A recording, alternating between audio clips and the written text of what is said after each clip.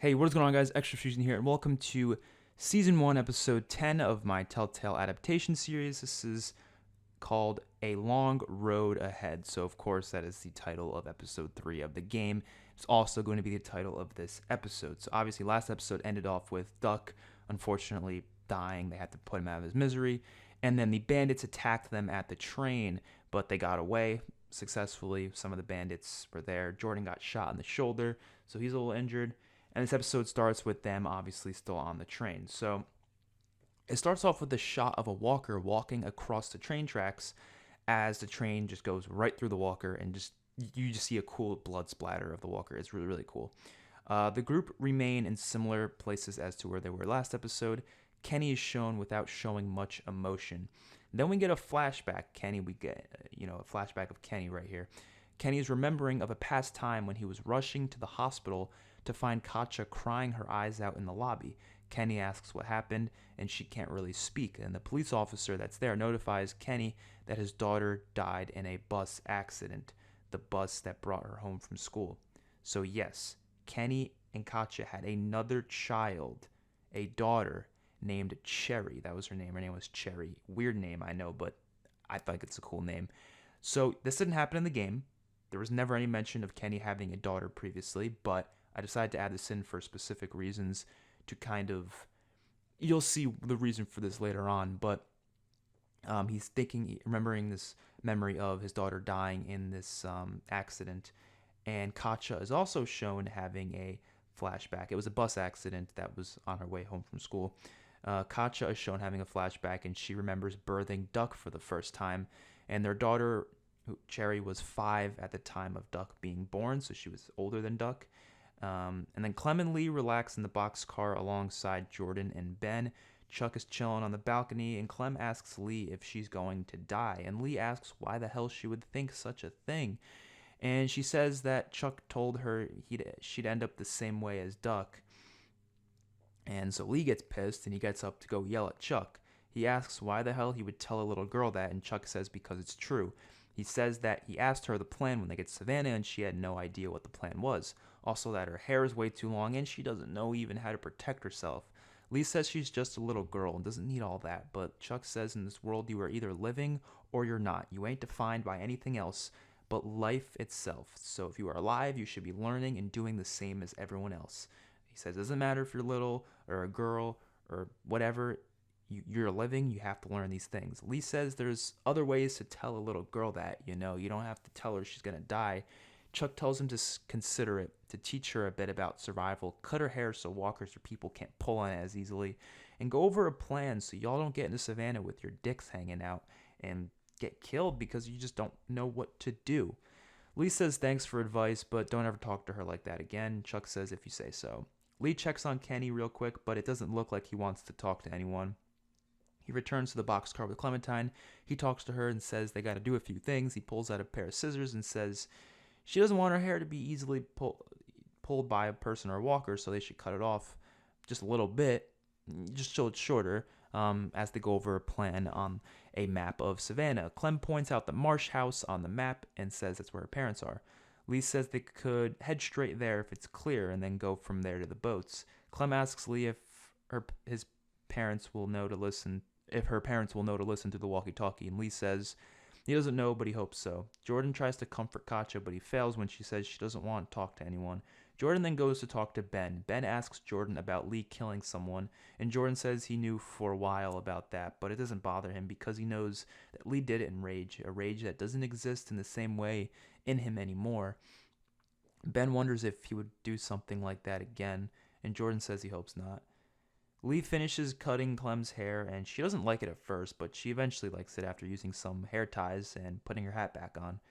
Lee then shows her his Glock 17 and says that she needs to learn how to shoot this gun. She gets kind of scared of it, but she does it anyways.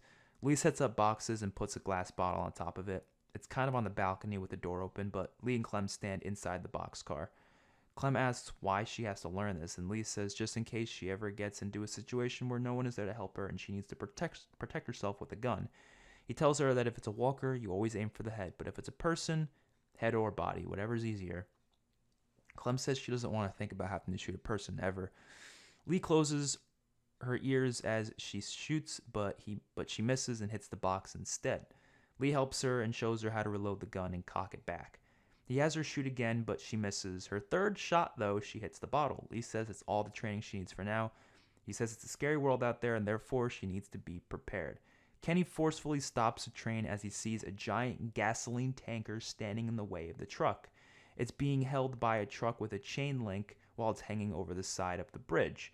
The train is up on a bridge as well. Kenny tells everyone to get out since they can't do anything for now. They are parked near a baseball field and some woods. It's kind of this big little area with a kind of a park sort of a thing. There's a warehouse nearby as well that they see in the distance. Chuck asks why they don't go right through it, and Kenny says that gas tanker ain't filled with milk. It's straight up gasoline, something that would explode if they went through and could kill someone or destroy the train. Lee looks at the chain link and says that the only way they can get this out is by cutting the chain link. Kenny says they don't have anything to do that. He says they had a blowtorch they could easily. Lee says maybe they can find something in that warehouse. Two people come from around the corner of a shed with their hands up. Kenny, Jordan, and Lee all point their guns at them. Their names are Omid and Krista. Krista drops her Glock on the floor. Omid says they mean no harm and that they just heard something coming from around the corner, so they decided to hide because they were scared. Lee asks them where they are headed, and Krista says nowhere really, and that it's just them two. They are a couple, not married, but dating and have been for about 3 years. Lee tells them where they are headed, but Kenny doesn't really like the sound of adding more people to the group at this point. He says they don't really have much food or water. Omid shows them their pack and says they can feed themselves. They just want a group to be with since they got kind of lonely out here. Lee shows them their situation and asks if they know anything that can cut that like a blowtorch. Omid points out the hardware store attached to the warehouse around the other side of the baseball field. Lee says he will go with those two and they'll check it out. Lee tells Jordan quietly to stay with Kenny and Katja and make sure they are alright. Lee tells Ben and Chuck to check out the area and make sure it's all clear. Lee starts to tell Clem to stay here with Jordan, but she asks if she can come with him. Lee says no at first, but then Clem says she knows how to protect herself now and she wants to help. She needs the training. Lee agrees to it as long as she stays by his side the whole time. Lee, Clem, Krista, and Omid head to the warehouse and hardware store. Jordan chills with Kenny and Katja by the boxcar, and Chuck and Ben go around the sides of the baseball fields to make sure it's all clear. As Lee walks with the others, he talks to Krista and Omid to make sure they are good people. He learns a little bit about them, like their jobs. Krista was an accountant, as Omid worked for a candy business. They ask about Lee, and he tells them about him being a professor. They ask his relationship to Clem and the others, and he says he found her after it all started. He doesn't say anything about being a murderer just yet. He talks about the others in the group and their stories, like Kenny just losing his son. They reach the hardware store and enter in. Krista says she would like her gun back so she can protect herself, and Lee says not yet. He says they have knives that should be good enough. Krista says she isn't going in without her gun. Lee says okay then and goes in himself with his gun. He tells him to stand watch with Clem outside. Lee searches through the hardware store and doesn't find much. Outside, Clem bonds with Krista and Omid a little bit. They talk about her walkie-talkie and the cute little stickers on it because they have like unicorn stickers and shit. The warehouse connects to the back of the hardware store. Lee opens the door and sees a couple of walkers wandering around the area. He quickly closes it. He goes outside and says he's going to need their help. Krista tells Lee he can trust them. Lee looks at Clem and she says she thinks they are alright as well. Lee hands Krista back her gun. Lee tells them they're going to need to make a plan for this. Chuck and Ben come across a walker dug into the ground up to its neck. It's just a head poking out. Chuck smashes the walker's head in with his foot. Jordan and Kenny sit on the train tracks while Katja sits in the boxcar. Kenny tells Jordan that he had another kid before. Her name was Cherry. She was about 10 when Duck was 4. He tells her about how she died. He starts tearing up. Jordan comforts him and says it'll be alright. He blames himself for all this, though. Kenny blames himself for all this. Clem and Lee go through the back door as Omid and Krista bang on the front to attract the walkers. Lee tells Clem to keep an eye on the door. He gives her his Glock and tells her to use it if a walker comes through. Lee sneaks through the warehouse to look around. He finds propane tanks, but not a blowtorch. A few walkers come through the door, so Clem is forced to shoot, but she misses and hits it in the shoulder. Lee sees Clem struggling. He runs to help her as the other walkers turn around and attack Lee, cutting him off from Clementine. Lee uses his knife to fight them off as Krista and Omid barge in and help out. Krista shoots the walkers that surround Clem as Omid knocks down some shelves on top of walkers and uses a rebar to stab a few in the head. They finish all the walkers off. Lee thanks Krista as Omid makes a joke about that plan being a shitty-ass plan. They continue to look, but can't find a blowtorch of any sort. Omid says they could probably use this. He points to some dynamite bombs. He says they could blow it up while everyone stands the hell back, and it'll most likely be out of the way by the time it's blown up. Lee says it's risky because it'll attract walkers. Krista says they obviously will hop right onto the train afterwards and they'll be fine. But then Lee says, what if it doesn't work and it's still in the way? Then walkers are going to come and that'll be a big issue. But Lee says it's better than nothing, so they grab the dynamite and head back to the train. Katja goes to take a piss in the woods as she is suddenly knocked out by Gary as the bandits follow behind him. Kenny and Jordan meet back up with Chuck and Ben by some cars in the parking lot next to the baseball field. Lee and the others come as well with the dynamite. It is 3 sticks of dynamite. Lee tells him the plan. He says he just has to make sure Katja is away from it real quick since she's in the boxcar. At least he thinks she's in the boxcar. Suddenly, 3 trucks come from the other side of the train on the field towards the group. They line up the trucks on the field, creating cover. One of them fires a shot at the group and hits Omid in the leg. Gary and about 6 other bandits get out of their trucks. Gary holds Katja by the back of her shirt and holds a knife to her throat. He stands near the car holding her outwards so he isn't in harm's way. The group all get behind cars for cover while holding their guns up. Krista helps out Omid behind the car as Lee holds up his Glock. Ben holds up his revolver. Jordan and Kenny hold up their M9 pistols.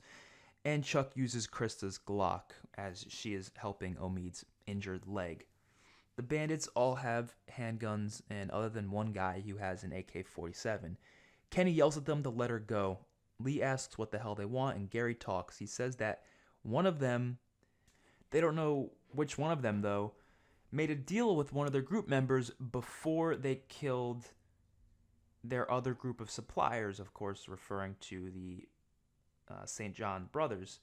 He says they don't know who because their group member is now dead. They wanted to get their supply drop back from when they approached them at the motor inn, but they were attacked. Gary says he's not giving them another chance, but he's willing to make it easier by just putting down their guns so they don't have to waste any ammo. Lee says that sounds like a horrible ass deal. Gary says then so be it. He looks over to his friend and looks back at the group. Kenny gets worried. Suddenly, he takes the knife, puts it back to Katja's throat, and slits her throat. Gary completely just empties out all of the blood from Katja's throat as Kenny looks up over the car and sees what happened. Kenny screams and starts firing his gun as Gary jumps to cover. The bandits all light up the car's back as it turns into a massive shootout. Kenny falls to the ground in agony. Jordan continues firing, as does Ben, Chuck, and Lee. Krista calls to Lee and gives him a lighter. The dynamite lies beside them. Lee looks through the window and sees that Katja is completely dead. He then looks over to Kenny grieving, picks up the dynamite, and lights it. He then tosses it over to the car towards the bandits in a slow motion shot as everyone is still shooting. The dynamite flies over to the trucks just as the bandits quickly try to run away as it explodes in a large blast. He threw 1 stick only. Dust and smoke fills the air as Lee and Jordan come from behind the cars and start firing at the bandits who tried to flee. Lee shoots and kills 2 of them as Jordan gets attacked by one behind cover, but Chuck saves him with a gunshot to the man's head. Lee finds a bandit on the floor with his legs missing, and so he shoots the man in the head. Kenny heads towards the carnage and holds Katja's dead body in his arms while in tears. Kenny then sees Gary crawling away from the area, and he's all cut up. Kenny grabs his pistol, takes Gary, punches him in the face, and then takes his pistol again and just smashes in Gary's face with the back end of it until Gary's face is just smushed like a pumpkin after you smash in a pumpkin. It is some disgusting ass crap. The smoke clears up as Lee sees that everyone is dead. One bandit did escape as he is hiding behind the train. He runs off into the woods. They don't know that this bandit escaped though, but he's out there. Lee calms down Kenny, who hasn't stopped smashing in the brains of Gary. A whole large group of walkers approach the area. Kenny just sits in the grass looking at the walkers after finishing his job on Gary. He tells Lee to just leave him be and he wants to die. Lee says they need him now and that he won't just leave him. Lee yells at Jordan to get the train cleared. Jordan puts the 2 sticks of dynamite on the gas tankers and backs up after lighting it. It explodes and clears the tracks successfully. Chuck gets the train working with Ben. Krista and Jordan carry Omid onto the train with his gunshot wound in his leg, and Lee yells at Kenny to get up and go. He tries grabbing him, but Kenny fights it and says he wants this. The walkers get so close, so Lee says screw it and knocks Kenny out with the Glock in the back of his head. He then picks up Kenny, who is now unconscious, and carries him to the train that is now moving. A walker grabs him after getting Kenny successfully onto the train. So Lee throws Kenny onto the train while it's moving, but a walker grabs Lee's leg, so he falls down and he's not on the train. Clem hops off of the train to help Lee, and Jordan also hops off. The walker almost gets Lee, but Jordan shoots it. He helps up Lee and carries Clem back onto the train. The train gets out of the area as an overhead shot of the baseball field, the tracks, the parking lot, the warehouse is all shown. Everyone gets comfortable on the train as Lee, Chuck, and Jordan chill in the train cockpit as Clem sleeps on the bench. They talk about how close they are as looking at the map of Savannah. Then suddenly Clem's walkie-talkie goes off, and a voice says, "Hi Clementine, haven't heard from you in a while. I got your parents right here, so don't worry. You'll be with them just as soon as you get to the Marsh house. You will." Jordan asks who the hell that was, and Lee says he has no idea, but the man must be close because the walkie doesn't have that far range.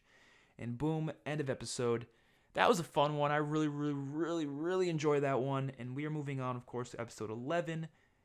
Hopefully you guys enjoyed the video, and I'll see you guys in the next one. Peace out.